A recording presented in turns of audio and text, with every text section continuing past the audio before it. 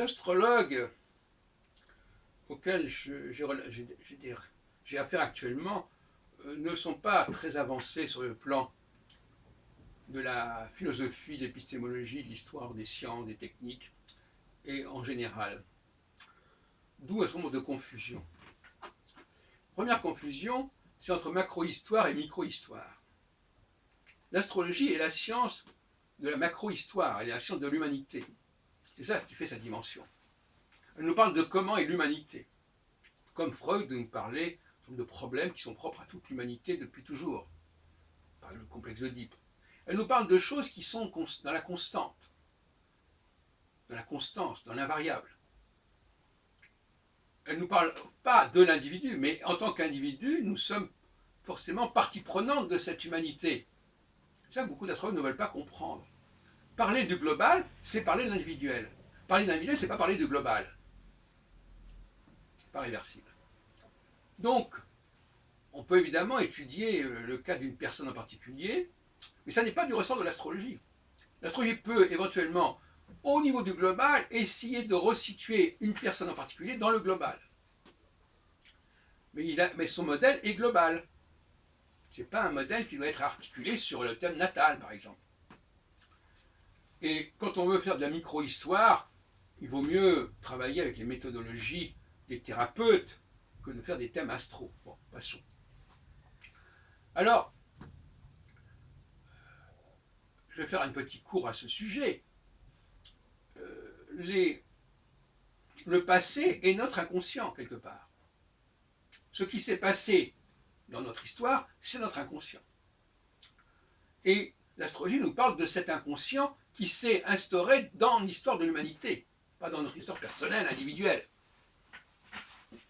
Par conséquent, il faut savoir quelles étaient les configurations, quelles étaient les situations réelles à l'époque, au moins en tout cas telles qu'elles étaient à l'époque, et on sait par exemple que par l'astronomie, on sait qu'on ne connaissait pas Uranus, Neptune et Pluton, ni les astéroïdes, il y a 3000 ans, on le sait. Bon, donc ça c'est une donnée. Alors, si on veut se référer à l'astronomie, au moins qu'on sert l'astronomie pour ça, pour dire non, ça n'existait pas, ça n'était pas connu.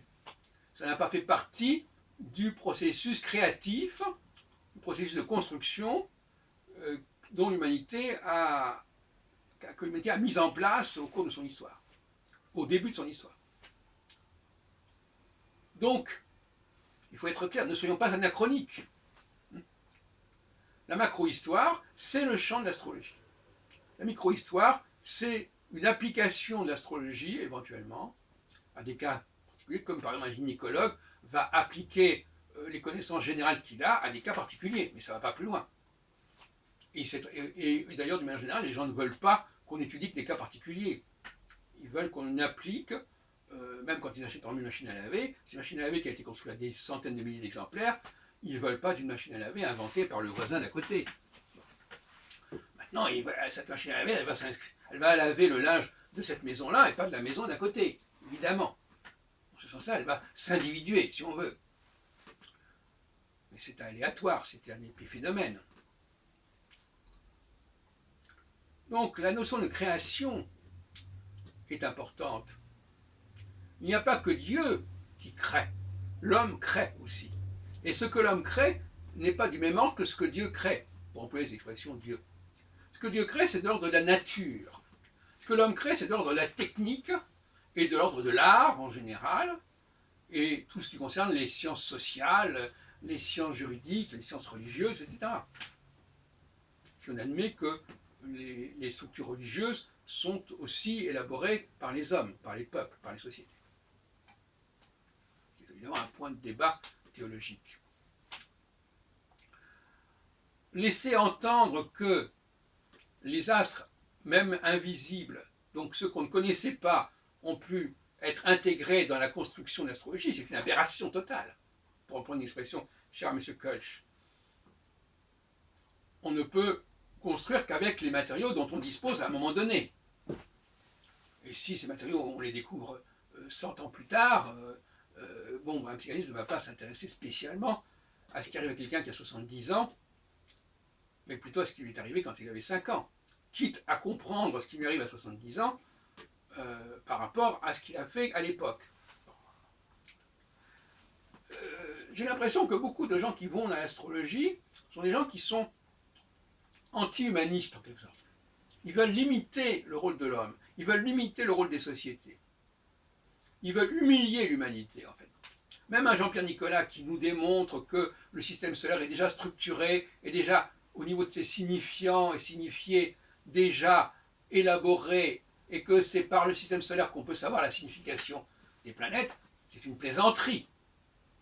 Les planètes n'ont de signification que par ce qu'on veut bien leur en donner, ce que les sociétés ont bien voulu leur en donner. Ça n'est pas dicté par le cosmos. Le problème, la clé du problème, chers amis, c'est que pour beaucoup de gens, à partir du moment où on dit que ce sont les sociétés qui ont instauré quelque chose, il y a du scepticisme. Déjà en 86, quand j'ai publié mon ouvrage La pensée astrologique au sein de l'étrange histoire de l'astrologie avec Serge Hutin, les gens m'avaient dit, mais qu'est-ce que vous racontez? Vous allez fragiliser l'astrologie en disant que l'astrologie est une invention de la société, vous allez montrer qu'elle ne vaut rien. J'ai entendu ça, ça fait déjà plus de 30 ans. Parce qu'il y a une espèce de...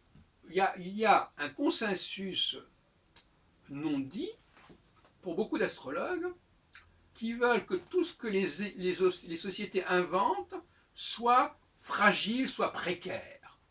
Et que ce n'est qu'en s'appuyant sur l'astronomie, sur la science, et donc sur quelque chose qui est déjà établi par avance, que l'on peut faire des choses sérieuses. Alors ça, c'est un syndrome intéressant, dont il faudrait se soigner quelque part.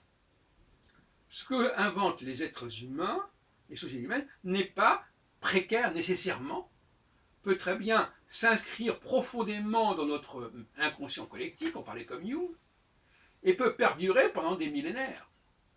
Et dans le corps que nous avons, il est lui-même le résultat d'une construction quelque part, comme dirait Jean-Jacques Rousseau quand vous lisez son essai sur l'inégalité de 1755, je crois. Donc, nous-mêmes, notre anatomie, dirait Darwin d'ailleurs aussi, elle est le résultat d'un processus évolutif, d'un certain nombre de choix, de situations qui se sont présentées à un certain moment et qui ne sont pas celles que nous connaissons aujourd'hui. Si nous avions connu les situations d'aujourd'hui il y a X milliers d'années, nous ne serions pas ce que nous sommes aujourd'hui. Parce que le progrès technique, c'est parfois ce qui a empêché l'humanité de se développer. Si par exemple nous avions disposé il y a 10 000 ans ou 100 000 ans de certains objets ou de certains outils, nous n'aurions peut-être pas les mains que nous avons, telles que nous les avons aujourd'hui. Bon. Donc on ne va pas s'amuser à reconstruire l'humanité ou l'être humain à la lumière de ce que nous savons aujourd'hui. C'est ridicule. Ça n'a pas de sens. Le cheval, par exemple, est la plus belle conquête de l'homme, nous dit-on.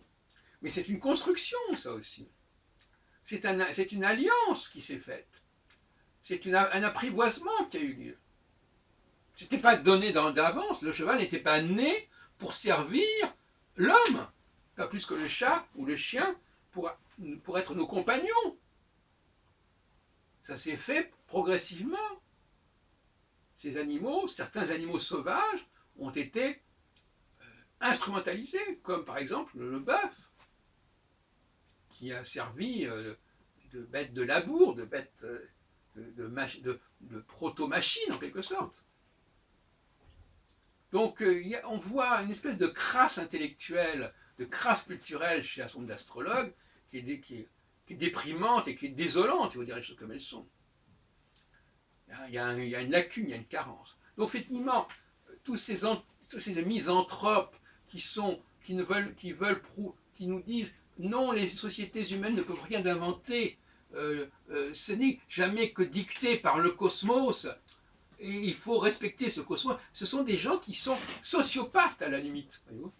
Et les sociopathes, ils se retrouvent entre eux, comme on dit, qu'ils se ressemblent, s'assemblent.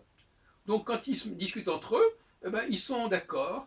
Alors ils disent, puisque nous on est d'accord, c'est qu'on est certainement dans la vérité. Non, c'est une sorte de réalité psychologique, psychiatrique, qui fait que les gens qui ont les mêmes problèmes existentiels se retrouvent et s'entendent entre eux, c'est tout. Et l'astrologie est victime de cela. L'astrologie attire une certaine population, des gens qui ont l'esprit brouillon, qui ont des problèmes relationnels avec la société qui sont absolument patents, et ils se retrouvent entre eux, ce qui fait que les gens qui n'ont pas ce profil eh ben, ils ne vont pas vers l'astrologie. Donc finalement, ces gens-là font obstacle à l'accès avec l'astrologie. C'est-à-dire par là que des gens normaux, qui n'ont pas en tout cas ces mêmes problèmes, ne vont pas à l'astrologie parce que l'astrologie est encombrée par cette population plus ou moins pathologique. C'est pour ça qu'il est nécessaire probablement de contacter d'autres personnes. Et je terminerai en disant que je suis très sceptique sur les gens qui utilisent des outils qui sont extrêmement douteux et qui se mettent en avant parce qu'eux-mêmes, ils vont permettre à ces outils de perdurer ou d'exister. Un astrologue qui utilise un outil donc qui est le seul à l'utiliser, c'est pas sérieux. Il y a des outils qui sont des outils soit qui ont été déformés, soit qui n'ont jamais été bien conçus, et qui, par conséquent, ne donnent des résultats que parce que l'astrologue il met du sien. J'en ai parlé dans une précédente vidéo, je n'y reviens pas. Mais ces praticiens qui viennent au secours de l'astrologie, en réalité, ils lui font beaucoup de mal. Parce qu'ils perpétuent une astrologie qui est déformée, qui est dévoyée, en montrant qu'elle marche quand même, parce qu'eux-mêmes la font marcher, alors que l'on pourrait, si on enlevait ces gens-là, faire apparaître une véritable astrologie, beaucoup plus saine, beaucoup plus cohérente, et beaucoup plus acceptable par le milieu scientifique. Donc le paradoxe, c'est que ces astrologues qui ne jurent que par la science, eh bien, ils ne sont pas reçus par la science, parce que justement, ils ont un rapport à la science qui est un consort infantile, qui est maladif en quelque sorte. Et l'approche que moi je propose est beaucoup plus adulte, beaucoup plus raisonnable. On ne dit pas que les astres agissent sur nous par la force de l'univers, mais que c'est les sociétés qui ont choisi d'établir un certain nombre de codes, qu'ils ont pris un certain nombre de planètes et pas d'autres, parce qu'ils n'avaient pas besoin de toutes ces planètes. Ça, les astronomes, on n'arrive pas à comprendre. Ils n'arrivent pas à comprendre que face à un certain nombre de planètes, on ne soit pas obligé d'utiliser toutes les planètes. Ah, ça, c'est quelque chose qui n'arrive même pas à penser. C'est impensable. Et même chez les jeunes générations, c'est encore ce truc-là qui est dans la tête.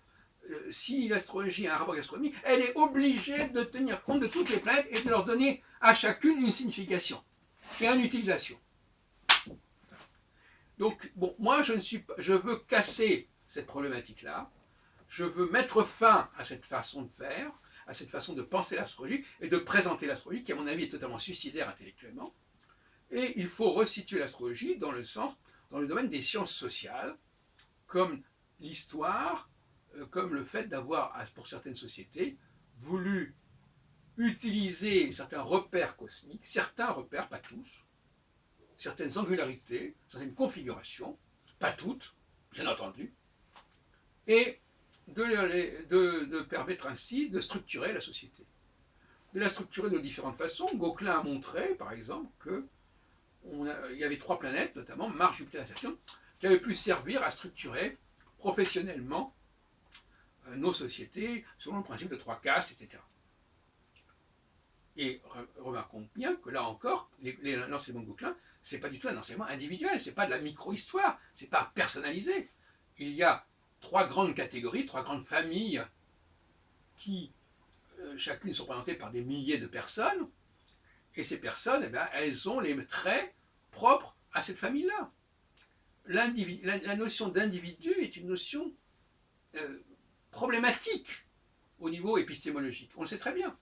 Comme dirait, je ne sais quoi, je crois que c'est Pascal qui disait, il n'y a de science que du général. Mais oui, on ne peut pas faire ça. Alors maintenant, les gens qui ont appris l'astrologie comme ça, qui ont une formation pendant des années comme ça, vous qui renoncent à cet outil, qui est leur gagne-pain, qui est leur raison de vivre, sur quoi ils ont investi, mais ils ne peuvent pas. Il faut les mettre au chômage, ces gens-là. Il faut leur interdire de pratiquer, à la limite, pour laisser la place à autre chose. Bon, de toute façon, le domaine de la voyance est ouvert. On peut très bien faire de la voyance avec un support astrologique, ça n'a aucune importance. Ça, c'est, le créneau astromancie, comme dirait d'ailleurs Kölsch, est tout à fait ouvert.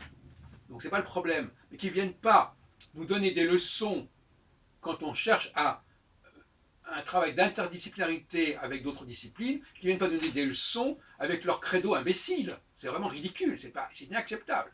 Et je me battrai constamment contre cela. qu'ils fassent ce qu'ils veulent faire dans leur coin, mais qu'ils ne viennent pas nous emmerder.